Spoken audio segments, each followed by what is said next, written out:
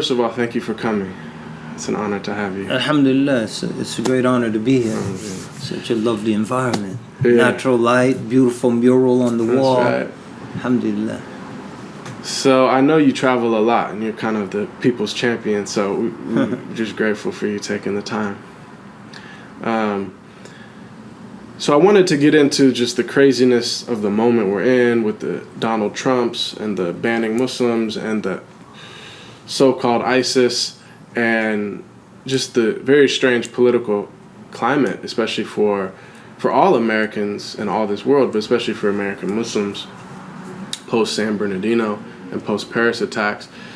And I know, in addition to being a Muslim scholar, you also are someone who's trained in, political science, international relations as well.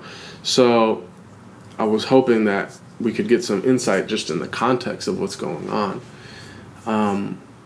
And then I thought an interesting place is that you studied in Syria for quite a bit of time. And so I wanted to hear about what Syria was like then, and then maybe your perspective on what's happening, because even for myself, as someone who studies about these things, it's pretty hard to follow like the context of what's going on. But I think just opening with, what was the kind of intellectual, spiritual journey of yourself as an American coming up in the 20th century that brought you to Syria? Yeah. Bismillahirrahmanirrahim. Assalamu alaikum wa rahmatullah. Peace to everyone listening out there.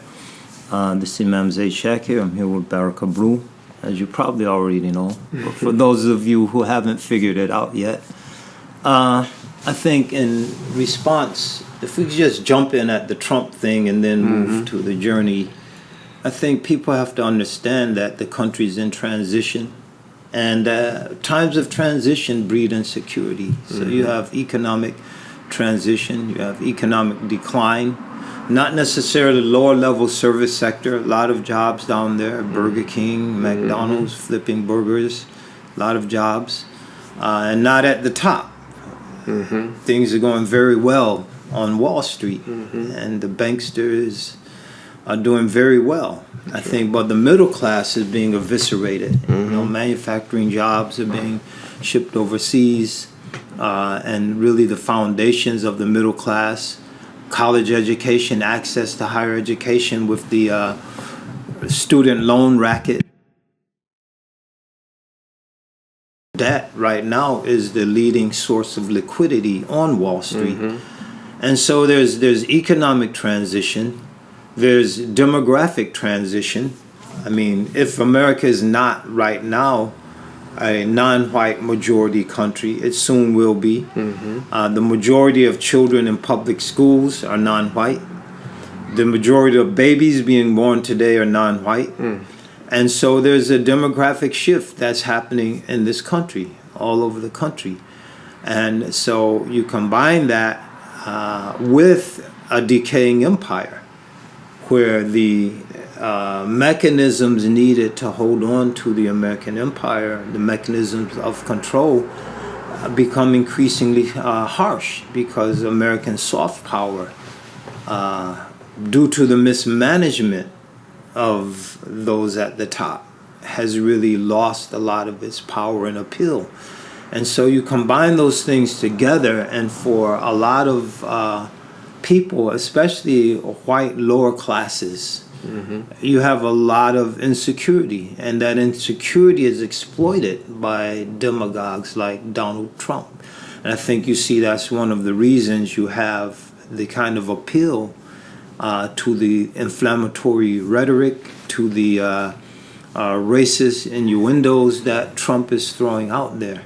So just to start with that, my personal journey, I think, is definitely complicated, because like anyone's journey, I mean, you look over anyone's life who's been on this planet for a few decades, and our journeys are very complicated. There's a lot involved in all of our personal stories, especially living at a time of such great mobility, moving around constantly. So I started consciously in Atlanta, Georgia. We were in a big housing project there called Carver Homes in Southwest Atlanta. I understand it was destroyed. Part of it became part of the Olympic Village housing. From what I understand, I could be wrong. And that was a segregated neighborhood. The schools were segregated there. And what I remember, up to third grade, there was Price High School, local high school, and I think also Booker T. Washington High School in the area. And that's places where the older kids went to. But it was in that world where consciousness was first being shaped in terms of societal and social consciousness. And then from there I moved to Connecticut, and my father and mother had split up. Her family's from Georgia, his is from Michigan, so she went home to Georgia. Then they reconciled briefly. He had gotten a job at the Sears in West Hartford, Connecticut. And so we moved into another housing project in New Britain, Connecticut. When we first moved there, it was predominantly white project, poor people, but over time it rapidly became overwhelmingly African American and Puerto Rican. The African American population had its roots excuse me, in the Carolinas, Georgia, North South Carolina, Georgia, people coming north to work in the factories. New Britain, Connecticut, where this Pinnacle Heights project was identified as the hardware capital of the world. Stanley Works still has their global headquarters there. Anyone familiar with Home Depot and tools knows Stanley Tools is one of the giants in the industry. Fafner Bearings, they made ball bearings for General Dynamics. We made aircraft engines, Pratt and Whitney became, I think, General Dynamics. They made aircraft engines, fighter airplanes, for a Sikorsky helicopter, which was in Stratford, Connecticut. And you had Emhart Corporation, a big hardware corporation. You had New Britain Machine Tools, Skinner Chuck and Tool. I actually had a job working as a tool maker at Skinner Chuck and Tool when I got out of high school. Jobs as security guard. Did 1 year of college, and then my mother passed away. And basically, when that happened, it was pretty much on my own, in the sense that we're living in the projects. My mother passed away. My older sister, who had 2 children of her own, soon to have 3, moved in and basically took my room. And so, I wasn't going to protest because she had 2 young kids and needed a place to stay. So I was basically out in the streets briefly. Eventually I ended up leaving Central Connecticut State, where I started my college, and went to live with my father briefly in Michigan, but that didn't work because we really didn't get along, to make it just to cut to the chase. But I did reconcile when I became a Muslim, and Islam put such great emphasis on honoring your parents. So, I extended the olive branch, and we were able to patch things up and, establish a really good, healthy relationship. And I owe that to Islam. So for some people that might come as a surprise that Islam can do something positive. But so from there, I like I said, that didn't work out, and I was kind of effectively homeless. Right. And so now you're in your early 20s? No, late teens? I'm probably about 20 years old, 19, 20. And so I decided to go in the Air Force, which wasn't something I probably would have done under normal circumstances. Because, growing up in the conditions, you do develop kind of an anti-American attitude. And I was on the tail end of kind of the Black Panthers radicalizing, and I even briefly flirted with communism during an atheist phase in the aftermath of my mother's death. The atheism didn't come because of her death and blaming God for her death and giving up on religion. It just was kind of a progression that, led me to question God. And then okay, and while looking for an answer to some of the nagging social problems in the community. So, hey, the communist revolution, that's how we're going to do it. And so I started studying left-wing politics. But I soon, came to realize there has to be a God. Like I'm asking my comrades, okay, in this historical dialectic that Marx is presenting with the clash of economic classes, turning Hegel on his head, as they say, where did this first thesis come from? How did the whole thing start? If it's thesis, antithesis, synthesis, thesis, new thesis, etc., where did the first one come from? I couldn't get a straight answer, so I said God had to have made it. And so there has to be a God, and God gave life to inorganic matter if it could somehow miraculously appear from nowhere, and then God orchestrated and arranged all of the laws and the dynamics that sustain this universe. And so I started a journey, spiritual journey that took me from Buddhism versus Christianity, because I was born in a Baptist family. But I ended up becoming one of those people that went to church on Easter or Sunday. Or if you heard rumors, there's really pretty girl in church and said, man, I'm going to get religion though, man. I'm going to go and state my case, show up. She's in church, I'm going to be in church, but not really committed, knowing absolutely nothing about the doctrine. So I studied it as part of this journey to God, conscious journey. And when I studied it, I just couldn't reconcile the various contradictions. Matthew, 42 generations from Abraham to Jesus. Luke, 56 generations from Abraham to Jesus, and those kind of things. Then the way that the Unitarians were just ripped off at the various councils and synods that culminated in the triumph of the Trinitarian doctrine. So I couldn't reconcile a lot of things, so I started looking into other religious paths. I looked at the Buddhist path, and eventually I ended up in transcendental meditation. I went and paid the representatives of Maharishi to get my mantra. And so I started meditating, and Stevie Wonder gave a little impetus. Transcendental meditation speaks of the inner visions. Yeah, inner vision. Transcendental meditation gives you peace of mind. And so, I definitely was getting peace of mind. I think they said if you do it long enough, you can levitate. You start lifting up. I was getting it to the takeoff phase. And 10% of the people is like the molecules in a magnet. Once you polarize so many, the whole metal bar becomes a magnet. So if we can get 10% of the people meditating, then we can have a peaceful society. So I was definitely on that path. And then it just, as the deeper I got into it, I started becoming very disaffected and dissatisfied, because my reasoning was as follows. I feel really good. I'm really at peace, but this isn't doing anything for my people. This isn't doing anything for the people. So is there a way to reconcile sort of spirituality with social activism and social justice? And it was right at that point when my questioning was going along those lines that I was introduced to Islam.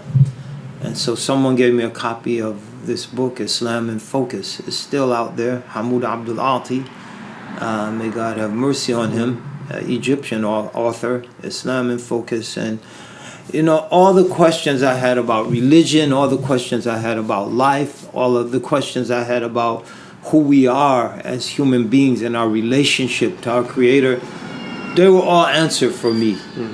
And even misconceptions, there's a section, misconceptions, polygamy, jihad, the issue back then even. And so we're talking the mid-70s. And so in 1977, I took my Shahada, as did a lot of other folks. That's a big year. It was a very good year. And so that started my religious journey. I was a Muslim struggling. I was in the Air Force at this time, like I said, going into the Air Force.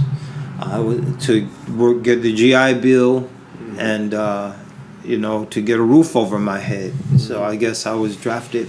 The poverty draft. That's what they call it. Yeah. The poverty draft definitely got me, but I have no regrets. I met a lot of wonderful people. It instilled in me a great sense of discipline. I was able to do 2 years of college. So when I got out, the GI Bill not only paid for my last final years at American University in Washington, D.C., but it also paid for my 2 years of master's studies, my master's degree at Rutgers in New Jersey. And your degree was in? Undergrad was international relations with a specialty in intercultural communications, and graduate was international relations, political science with the international relations track.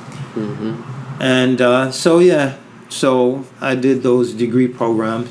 International relations because coming out of the Air Force, I actually was thinking of a career in the State Department as a diplomat, because I still had this passion to change the world. And, I figured, okay, well, you have to be involved in the world to change it. What better way to be involved than the State Department? But, as I learned about some of the less savory aspects of American foreign policy, and the State Department is the home base for the CIA, not the Pentagon, that kind of dream evaporated. Then I contemplated law school, and then, we're now the early 1980s, and we're at the height of the Iranian Revolution, and so you have this Muslim revolution that's going to impact the world in positive ways, and so I bought into that. I'm a young person, I want to change the world, and so that became very attractive. And so that being the case, like the night before I was going to take the LSAT, so I'd already applied to law school, and in fact I was applied to American University's law school, and I think one other in Washington D.C., because I was still in D.C. at the time. The night before the LSATs, I said, I'm not going to do this. This is kafir law, or man lam yahkum bima anzal Allah fa ulaika humul fasiqun zalimun kafirun. Whoever rules by other than what Allah has revealed is a morally corrupt, is a disbeliever, is an oppressor. And so I just said, I'm not going to do that, and that's why I went to graduate school. And you look back over your life, you can question your decisions, but in the space I was in at the time, and then what I subsequently was exposed to, I have no regrets over that decision.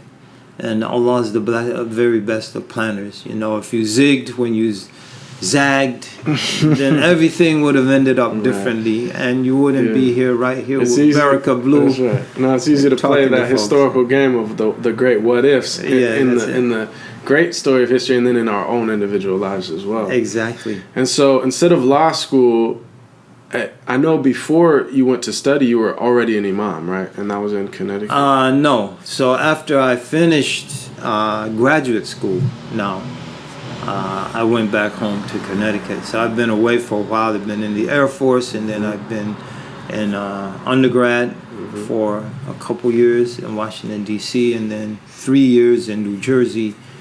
And so, I went home to Connecticut, but most of my siblings had moved to New Haven, left New Britain, and they were in New Haven. So I moved to New Haven, and there, when I moved there, the first thing I did was look for a masjid. And it was Jummah. We went to a particular masjid, and it was prayer time, and they were closed. And it was Jummah. And so we went to another masjid in West Haven, but it was predominantly Arabs, primarily Egyptians, Palestinians. At that point, there were a lot of Malaysian students also. For the late 80s, you had a lot of Malaysians studying in America. Unlike some other ethnic groups, the Malaysians tended to go back. It's only a handful stayed here. They were very faithful to the mission of getting education and going back to develop their country. So most of them are gone now. We're in touch with there's one sister who was very dear friend of our families. We're still in touch with via social media. A lot of wonderful people. But in any case, it was a foreigner's masjid, if you will, to use that term. And so a group of brothers and sisters, we got together, said we need a masjid in New Haven to make dawah, to really represent Islam down in the hood, if you will. And so we started Masjid al-Islam there in New Haven for that very purpose, for dawah. And mashallah, we had a great impact in the city.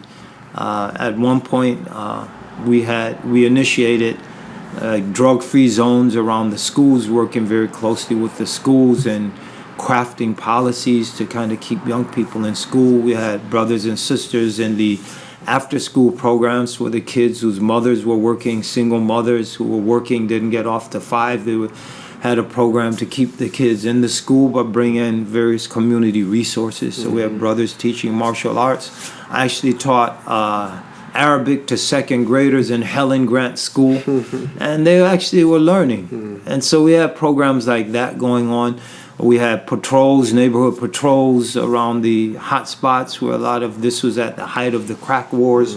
So a lot of the crack selling and turf battles were going on. And so we helped to stabilize a few neighborhoods via that work. So kids in high school were taking Shahada because they had this little Muslim crew.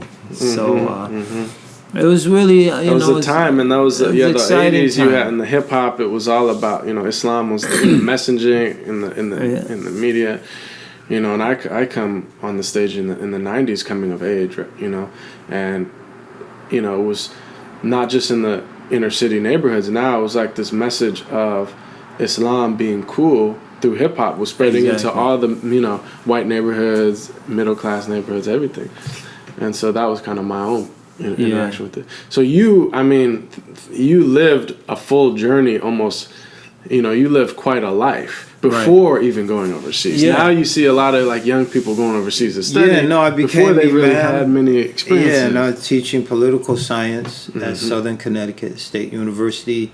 That was the imam of the masjid. So we said we need this masjid. Who's going to be the imam? Well, brother, you were in Egypt. Because after I finished Rutgers graduate school, I said I'm going to go study Arabic because I gave all my time studying politics and society, so I'm going to do something for my deen. So I spent 11 months in Egypt studying Arabic. So when I came back and then returned home to Connecticut and we decided to start this masjid, like, who's going to be the imam? Well, brother, you know Arabic. You're going to be the imam. Like, what? Okay, whatever. But as I got involved in that work, and it was clear, and I was working full-time the whole time. Like, I didn't have a salary. This storefront, inner city masjid. And so I was working at the Yale Medical Bookstore. So I learned, like, the whole corpus. I probably could have passed my MCATs, just reading the books on the side, like Gray's Anatomy and Netters after Gray's kind of went out, and the Merck Manual, and Diane Kubler-Ross on Death and Dying, and just a wide array of the literature in there. And working there, you become familiar with it. And so anyway, I was working there. I worked at Hamden Welfare. I was the director of Workfare in the Hamden, Connecticut Welfare Department, city adjacent. It's like Oakland and Berkeley. New Haven would be Oakley and Hamden would be Berkeley. So it's kind of two cities very much intermeshed with each other. So I was director of Workfare there.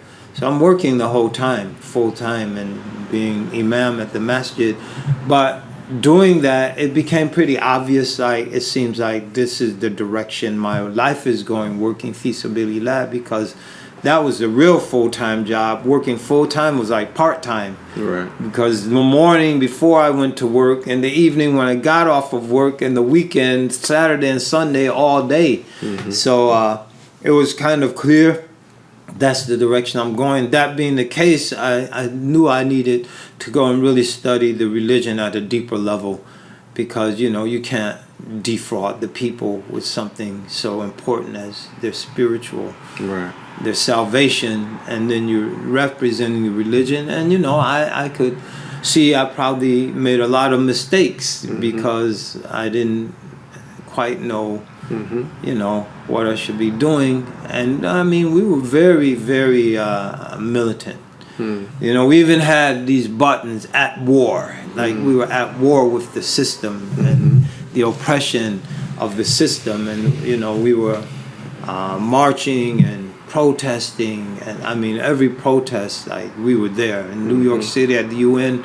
Sometimes we bring down more people than the whole local New York network of masjids combined. Like we roll down in buses sometimes, or a bus and some cars, and just bring the whole Jamaat and brothers, sisters, children.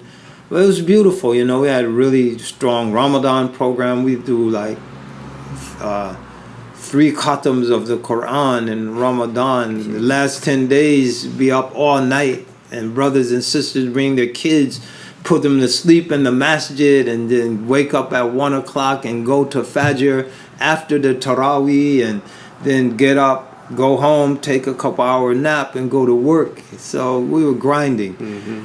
And but you know, I realized that, and then you know, Allah sometimes calls you. And so I had met one of my students, in fact, when I was teaching at Southern Connecticut. I won't say his name. He is currently in the States. He had to leave with some of his family members because of the current situation. But in any case, he said, you know, oh, you want to study? Come to Syria. And I actually applied to Medina University, but I didn't get, well, that was an earlier story. That's when I went to Egypt. I was accepted to Medina University, but I had already gone to Egypt to study Arabic. And a good friend of mine, one of the best friends, actually went to Medina and became a very influential leader in the Salafi movement. So just Allah put me on a different path. Right. And that wasn't meant to be. But in any case, so you end up in Syria. End up in Syria. What was, because I think for most Americans, they have no idea. Like Syria wasn't even anything you ever thought about until a few years ago with the war. So what was Syria like? Because Syria for Muslims is a very special and important place. Yeah, no, it's a deep history. You know, figures Imam Nawawi. He did the bulk of his study and spent his adult career in Damascus on one end. On the other end, Ibn Taymiyyah spent his career in Damascus, is buried in Damascus. His grave is still identifiable. He's buried with his mother and a servant in the back of the medical school in Baramika, in the heart of Damascus. So, and everyone in between, Imam Nawawi and Ibn Taymiyyah, Ibn Salah, the great scholar of Hadith, Ibn Qayyim Jawziyah, one of Ibn Taymiyyah's disciples, and a great scholar in his own right, Ibn Rajab al-Hanbali, you know, just so, Ibn Kathir, al-Mizzi, great Hadith scholar, just so many major figures. Ibn Malik, the author of the Alfiya ibn Malik, sort of the definitive commentary on the or the poem in Arabic grammar, the Alfiya of Ibn Malik. They're all there in Damascus. Sahaba, right? Bilal. So yeah, it's a 1400 year, you know, consistently occupied, consistently inhabited city on earth. Yeah. And a center of ancient culture, language, scholarship, spirituality. Absolutely. And when you came there, I mean, that's one of the sad things about the war. Is like it was still like unimaginable. It was a thriving continuation, bustling, and coexistence. I mean, you had the Alawi dominated regime, but everyone's coexisting. Religion, after the tragic events of the late 70s, early 80s, culminating with the massacre in Hama, things gradually had recovered. Kids were memorizing Quran, lessons of knowledge were available in most of the masjids. Some had circles of knowledge, Imam Zaid bin Thabit, Imam Abdul Karim Rifai. These places were bustling and thriving. Abi Nur, Mahad al-Fath. You had students from all over the world between Abi Nur, Mahad al-Fath, Al-Furqan, Aminiya, all of these religious schools, Mahad Badruddin al-Hassani, which was a new school that was built in the memory of the great scholar Badruddin al-Hassani. It was bustling. It was alive with Islam and scholarship, and it was an amazing place, and coexistence and peace. It boggles the mind to think what's happening now. So I did the Abinur College. Some people say I was the first American to graduate from there. It's not true. I was preceded by one semester by Sister Nidal Abdul Mu'min, who's actually here in Oakland and teaches Tajweed at Zaytuna College. So she was the first American to set the record straight. I was the second American. And the reason for that is I was, the last year I went to Morocco to study some things over there with some of the shuyukh in Morocco. So I didn't go to class. So you had to go to class to get your residency permit unless you weren't in the country. Then if you weren't in the country, you could come back and take, it was a kind of a French system. You had mid-year exams. Those were in January, and then you had the end of year exams in June and going into July. So I went to Morocco and I came back for the mid-year exams. I passed all of those. But the end of year exams, because what I would do is I come back like a week before the exam, just cram like crazy and then take the test. So the end of year exams, I did the same thing. I came back and I just crammed, came back a week, 10 days before the exam period. And it was a test a day for like 14, 15 days because you had 14, 15 subjects, just one day after day. So if any of you stressed out over your final exams, try that regimen.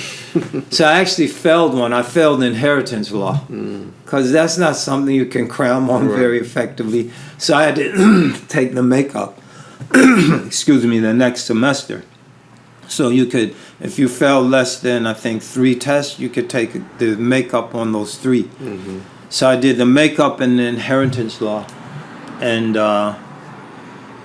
I think I also failed teaching methodology, which was just, a lot of people failed that. The teacher was very eccentric and no one knew what he wanted on the exam. So I had to make those 2 up. And so Sister Nidal, who was in my class in the sisters division, she passed all the tests. So she's the first. And then I took the makeup and passed. And I did the same thing. I crammed again. I went back to Morocco and came back and crammed. But I only had 2 exams to cram for, so it was relatively easy. So you're overseas in Syria and then for, it seems like a little bit of time in Morocco. For how long? Totally 7 years. 7 years. Yeah, and I came back 2001, right after 9/11. In fact, I was in the masjid studying for the makeup exam. But so what happened, they would lock this particular masjid up. Only a few larger public masjids would stay open between the prayers. This particular masjid, Jamil Khair, which was home of Sheikh Tarabishi, who had one of the highest senates for Quran in the world, rahimahullah. He was the imam there for a long period of time. But when I got there, he was very sick, and he subsequently passed away. May Allah have mercy on him. But anyway, so they would lock the door, so during this exam period, I had them lock me in so that you could stay, but you're going to be locked in. So I said, that's good. That means everyone else is locked out. So I could do some serious studying. And so I'm locked in the masjid, and so the neighborhood kids, they start beating on the door. Boom, boom, boom, boom, boom. Sheikh Zaid, America's under attack. Someone, غارت على أمريكا. بيت الأبيض وبنتغان وSears Tower والبرجين في نيويورك. It's like everything was under attack. The Pentagon, the Twin Towers, the Sears Tower in Chicago. And I'm like, okay, get the imam, have him let me out. So they ran and they got the imam and he unchained the doors, and then I went home. And the apartment we were renting had a satellite hookup. But we never used it. We never even hooked it up. So we're hooking the thing up, trying to aim the satellite in the right direction. We finally got it. Bam, CNN with the smoking towers. Tom Clancy giving commentary. you know, Tom, is this life imitating art? Because Clancy Moore wrote a book about planes crashing into the Pentagon or something. And then Osama bin Laden, like, man, this thing's still burning, and they got Osama bin Laden nailed down as the culprit. So in any case, you know, and then the towers collapsed, and we had a meeting of all the students. And I mean, it was really, I remember that meeting, very mature, like what we need to do. And we realized, like, right then, it was just incredible that, you know, we've been doing a lot of things wrong in terms of just not educating people and just pursuing these fantasies of without doing anything to even prepare people for Islam and open their minds and educate them and teach them. And it was really a profound meeting at that all the students had at that point. And so 2 months later, I'm back in America. And is that why you came back, or it just happened? No, I was planning to come back. Okay. It just, the timing was like that. I just planned to do these 2 tests. So this was the fall semester, and the test period was at the kind of beginning of the new academic year. And so I was going to take the test and then go back to America. And we had planned it out, because we had to plan it out in advance to get cheap air tickets. So we flew took the bus actually from Damascus to Medina, the Ziyara. I stayed a few days in a really slummy part of Medina, but, you know, we students didn't have any money. Then to Mecca for Umrah, then to Egypt to buy books, and from the old bookstore Al-Babi Al-Halabi near Jam Al-Azhar, and then from Egypt to Morocco, because like I said, I spent almost a year there studying with some of the shuyukh there in Morocco, and to visit some of the teachers and friends we had there. Then from there to England, because we usually, when we were going back and forth from Syria, we'd stop in England on the way there and the way back. And then from England back home. And so we took that journey, and, you know, it was beautiful. Then we flew into JFK Airport. Even in November, it was virtually empty. That night, we were the only people going through customs, and they just passed us through. We had a ton of books with us, in addition to what we had shipped. And then we got in the parking lot. It was like, it was surreal. So it's nighttime, the lights and then the cars that were in the long-term parking, they had all these American flags on the antennas. And now it was been like 2 months, not quite, it was early November. So almost 2 months after the attacks in New York and Washington. So these flags were generally battered and tattered, American flags on the car antennas, and the whole parking lot's like that, and it's totally empty. And then we're driving up to Connecticut in a rental car, and we hear that, you know, there's an alert at JFK Airport. We're like, man, they're after us. And so we made our way back, and then started there for almost 2 years, and then through a set of circumstances, just ended up out here. I was actually, because in Connecticut, the community had changed. Like in our absence, like we left is very stable. We had a domestic abuse team in place, and we had a marriage program in place.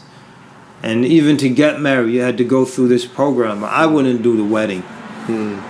And so, you know, it's very stable socially. And then we came back. This one had gotten divorced. That one's gotten divorced. And, you know, it was very difficult. It was very difficult. And then a lot of the divisions that had sunk in were still present. So this faction is battling with that faction and this. And so it was just heartbreaking. So, you know, I decided I have to leave. And actually, I was going to Dallas to be assistant imam in Richardson Masjid under Dr. Yusuf Kavachi. It was a done deal. The contract was signed. And then to this day, I don't know how I ended up at Zaytuna Institute. Like, I know I went to a Dean Intensive in Calgary. Sheikh Hamza was there. I know we talked, but the actual circumstances I can't explain. That's the absolute truth. And Dr. Yusuf thinks that Sheikh Hamza like snatched me up, and he's never forgiven Sheikh Hamza for that. But that's not true. It's just one thing led to another, and I can't begin to recount what those things were. And then bam, here I am in California, where I was born. So in a sense, I was born in Berkeley at Alta Bates Hospital. And my parents were living on 6th Street or 6th Avenue down in Berkeley. So then bam, you have, here I am. fast forward, you working with Zaytuna, training, you know, at a kind of seminary program, training young Muslim scholars, and then through the transitional phase now to Zaytuna College, now Right. the first Muslim liberal arts college in America. And that's a really interesting kind of point of departure, because as much as 9/11 changed the relationship of America with Islam, quote unquote, and especially for American Muslims, it seems like in the aftermath of, you know, the Paris attacks and then San Bernardino, we're in a very different dynamic than what it was. Do you feel that 9/11, that we're in, you know, that it's different post 9/11 than now, and why? What do you think the changes have been in the last decade? Yeah, I think it's definitely different. I think some of it's for the better, because I think before 9/11, in some quarters, there was a lot of delusional thinking. And I think you have a lot of right-wing, anti-Muslim people that capitalize on some things that were said and done during that period, which were innocuous in and of themselves. But, you know, the rhetoric that was flying around, taken out of context, can be scary to a lot of people. So I think in the sense that some people are more careful in terms of just how they talk. And not saying like being duplicitous, but just realizing a lot of it was just hot air and empty rhetoric that had no institutional support, that had no meaningful societal program behind it.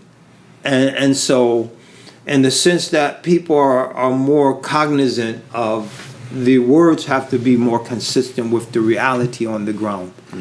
And you have to be very sober and realize if you don't build an infrastructure that you're not going to impact this society. Like Dr. Martin Luther King Jr. had a powerful voice, but if he didn't have the Southern leadership, Southern Christian Leadership Council behind him, and if he didn't have the people of SNCC at one point getting behind him, if he didn't have at the later phases the entire anti-war movement behind him, then his why I oppose the war in Vietnam speech would have just been empty rhetoric. But is that in fact the speech that signed his death warrant? If it is, it's because that speech galvanized a movement. And it touched millions of people, just as the civil rights movement touched millions of people, and it had millions of people behind it. So the rhetoric wasn't empty. The rhetoric was part, and it was the articulation and the culmination, the fruition of a larger movement that represented millions of people. And so for the message of Islam, and when I say that, not the message of global domination or some of this stuff that people talk about, but the message of social justice, the message of racial equality, the message of a meaningful plans and policies to uplift the people of the developing world. For that message to resonate, and for it to move beyond the realm of empty rhetoric, is going to have millions of people behind it. And to get millions of people behind it, we have to do the kinds of grassroots work. Grassworks roots. Okay, I didn't have my morning Joe. I don't drink coffee, by the way. Anyway, but the grassroots work necessary to get those millions of people behind that message. And that's a lot of networking. It's a lot of bridge building. It's a lot of solidarity. Because if you stand with people, they'll stand with you. Mm-hmm. But if you don't stand with people, they might, out of their goodness and sympathy and empathy, stand with you. But there's no guarantee. So, we have to stand with other people. We have to identify with the struggles that are going on. And we have to understand how anti-Islam is used. Mm-hmm. So the fear of Muslims, that unknown and the exploiting the unfortunate circumstances that lead to some Muslims themselves being exploited and put in situations where they're amenable to being used in acts of violence. Those circumstances and those situations drive wedges between people and drive wedges between groups. And to break that down, we have to get out there and we have to stand with people. Okay, this is the point I was trying to make. The fear of anti-Islam, the fear of quote-unquote Muslim terrorism is exploited to push laws through that disproportionately affect other communities. Right. So they push anti-immigration laws through, but Muslims aren't affected by those laws. Latinos are. Mm-hmm. And they create this climate of hatred and bigotry, but when the average racist looks around, he or she, if they're in Wampalo, Mississippi, that's next to Tupelo, Mississippi, they don't see any Muslims, but they see African Americans. And so that racist angst and that antipathy towards the other is then exercised on African Americans who are shot in the streets like dogs in many of our cities. And so we have to realize that this is a joint struggle. And we have to stand with those communities who are victims of the policies that anti-Islam creates the environment to make possible. And only collectively can we begin to roll back this kind of bigotry that we started with, exemplified by Trump and his rhetoric and the people that support him. The rhetoric, again, in and of itself, as we said, in the case of irresponsible Muslim rhetoric, if you will, would be meaningless, insignificant, if it didn't have millions of people behind it and supporting it and endorsing it. And so Trump has those millions of people behind him who are endorsing that rhetoric and supporting that rhetoric. And I think it behooves us to join with those who are pushing back against it, because it's not just anti-Muslim, it's anti-immigrant, it's anti-Latino, it's anti-Black. And so Muslims have to stand with the Latinos. Muslims have to stand with the African American communities. And then when that happens, you'll find those communities will definitely stand with us. And sometimes we are us. It gets tricky. Right. And so... Well, I think that's a really important point. It's part of a trajectory. And what you see is,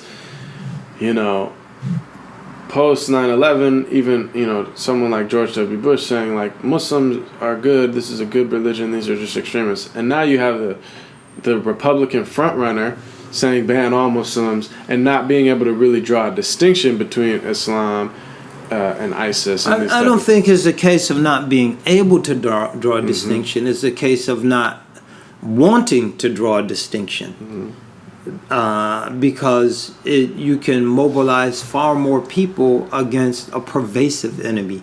And I think that's what it's all about at the end of the day. And with the fall of communism, you're not going to get American taxpayers, as we said, during this time of economic transition, when the infrastructure is crumbling, the educational system is crumbling, resources, people don't want to go into all this student loan debt. Let's spend some of that public money.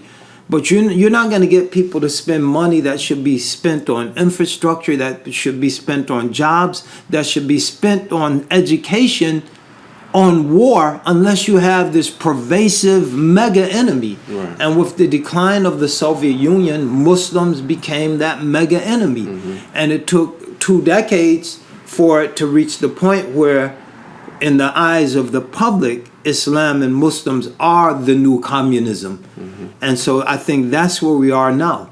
And so I don't think it's so much an inability to make that distinction. I think it's the lack of desire to make that distinction for political reasons. And the bottom line is to keep this war machine going. When you say the war of terror might last our lifetime, you're saying this regime where we're sending billions of dollars in weapons selling to these regimes. We just concluded a $46 billion weapon deal with the Saudis, part of a much larger weapon deal to the regimes in the Middle East. And what? So they can continue to bomb the hapless Yemenis and intervene on our behalf against this fictitious Iranian threat.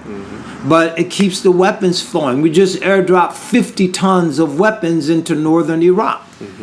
And from both sides, you can be rest assured a lot of that is going to end up in the hands of ISIS. We don't care. We arm the Sunnis. You mentioned the Saudi regime. We arm the Shiites. The Shiite-dominated Iraqi government. You know, whoever's buying, we're selling. And I somewhat agree with those who say, you know, that's the bottom line. It's not about Sunnis. It's not about Shiites. It's about keeping the chaos going so you can keep the appetite for weapons going, so you can keep this military-industrial complex firmly entrenched in this country. And it's through that framework that I view a lot of things that are going on.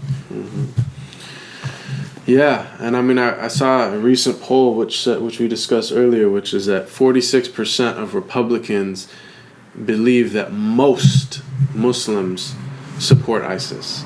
So in that type of environment, it becomes understandable why they're supporting deportation, internment camps, why they're attacking Muslims in the street. All the kind of propaganda you have going and the fear-mongering that you have going and irresponsible leadership, and then just the whole industry, culminating with Glenn Beck, The Problem is Islam, where he takes basically Robert Spencer's academic arguments and just dummies them down to a level where the masses can understand, and that's the #1 bestseller before Paris, before San Bernardino. And so, you know, we have our work cut out. And I think if we conclude on any point, and I think it's a point you raised, is the spiritual.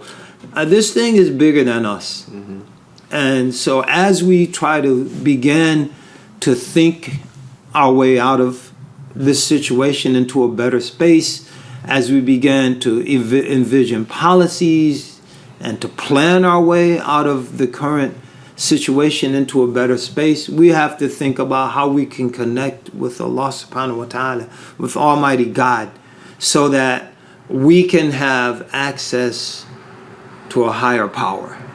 Because this is bigger than us. Some people point to a demonic element. There's definitely a demonic element involved in all of this. There's an occult element that's present amongst some in our government and in many elements of popular culture. And, you know, people are moving away from religion and that space that the human soul, in the human soul, for connection with something beyond and greater than us is for many people being filled by the occult. And so you have a lot of dark stuff going on, and the only way to dispel darkness is with light.